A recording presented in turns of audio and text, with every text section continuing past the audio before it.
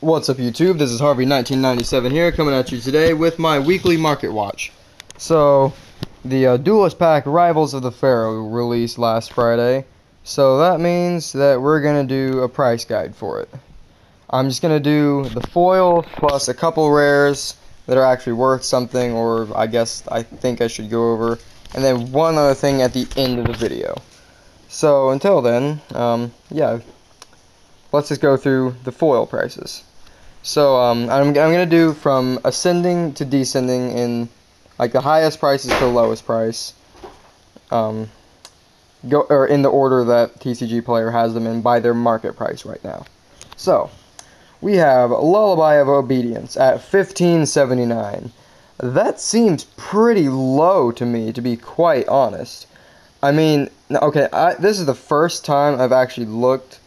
I'd only done a little bit of research today on this set because I've been away from the internet for the past couple days. Long story. But, yeah. So this is my first time looking at most of these prices. I was expecting Lullaby of Obedience to be more like $25 to $30, if not more. No, it's only $16. That is amazing for people who can't, or who don't want to buy a bunch of packs or anything. Kinda sucks for the people who, you know, do want to buy a box, and then it's like, oh, that's the highest value card I get. Oh well. Moving on from Lullaby of Obedience, Silent Swordsman, $7.79. Yeah, that's a bit of a drop there, but it's a fan thing, really. It's decent, but you know, it's not. You can't make Silent. It won't make. It's not that good. Don't try. It's a fan thing. That's it. Speaking of the Silence, we got Silent Magician, who's actually a little bit more. It's at $9.79 right now. So, yeah, I guess we know which of the two that fans like more. Dark Sanctuary is coming in at $6.78.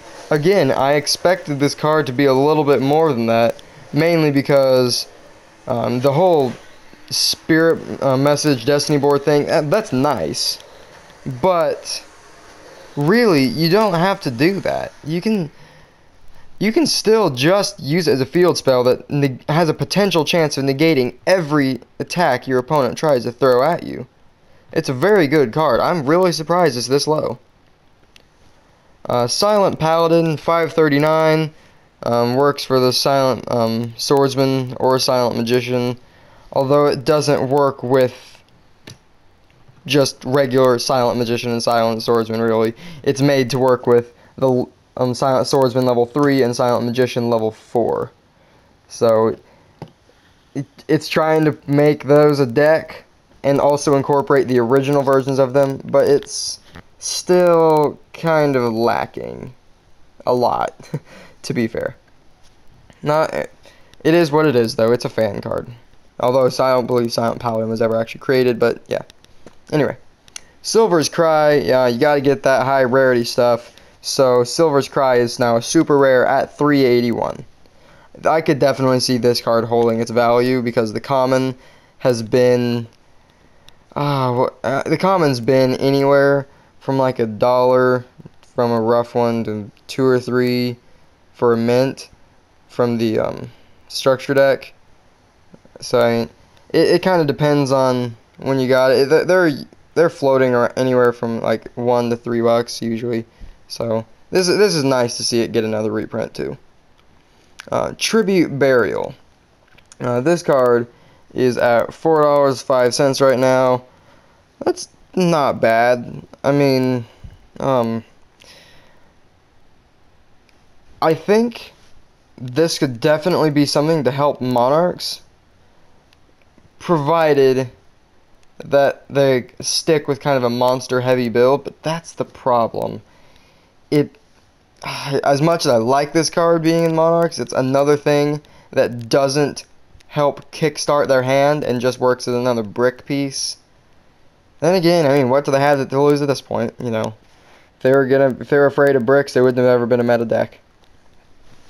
So now we have Neutron Blast coming in at $3.59, the thing that makes like the attack card, I guess, for Blue Eyes Ultimate Dragon that lets it attack up to 3 times. Pretty good, too. So, only issue is you gotta be playing Blue Eyes Ultimate Dragon, and, well, who does that? Now we have Silent Sword Slash coming in at $279. That's not bad. Since it's only for the Silent Swordsman and not the Silent Magician, it's kind of... I don't know, I'm not sure what way they're wanting to go with the Silent deck, to be quite honest. Maybe it's just a coincidence that they both have Silent in their name, and they're not really supposed to go together. But that's... It seems like they're supposed to, but this is only for one side, so there's that. Moving on from that, we have Silent Burning. Here's the equivalent for Silent Magician. Now, note, this... excuse me. Here's what this card does. And it's a little bit better than Silent Sword Slash. Because whereas Slash makes it give an attack boost, or give your Silent Swordsman an attack boost, and make him unaffected by stuff, and then you kind of search her. Well, Silent Burning is during the battle phase, if you control Silent Magician and have more cards in your hand than your opponent, even if you only have 1 more, each player draws until they have 6 cards in their hand. This card's activation and effect cannot be negated. And then again, you banish it from your graveyard to add Silent Magician from your deck to your hand. And you can do that the same turn it's sent. I'm sorry. Oh. So, yeah, that's... The thing is, yes, your opponent is drawing 2, but not only do you get the search off of this to kind of help mitigate that, but also, you're drawing so many cards. And we all know that in this meta, drawing stuff to get to your floodgates is so important. You do this on your turn, you're going to be in good shape. Now, for the last foil, we have Magnet Reverse. It's $1.50. Not much to say about it. It's not that great. So, I mean, decent, but, you know, nothing huge.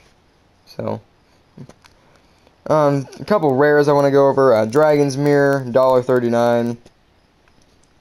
Blue Eyes Ultimate Dragon, $1.35. And that is it for anything that's worth more than $1. One other rare I do want to mention, though, is Thousand Eyes Restrict. Because it got hyped when it came off the ban list, it's nice to see this card at a mere 90 cents, so that everyone has a chance to play it should they want to.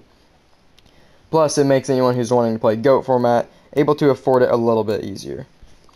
And one more card I want to go over, because so many people have completely missed that this is in the set.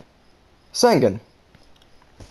Yeah, if we can read right here in the description, yeah, he's got the errata now. So it looks like on the next ban list, Sengen's probably going to be back to 1, and then he'll go back to 3, maybe?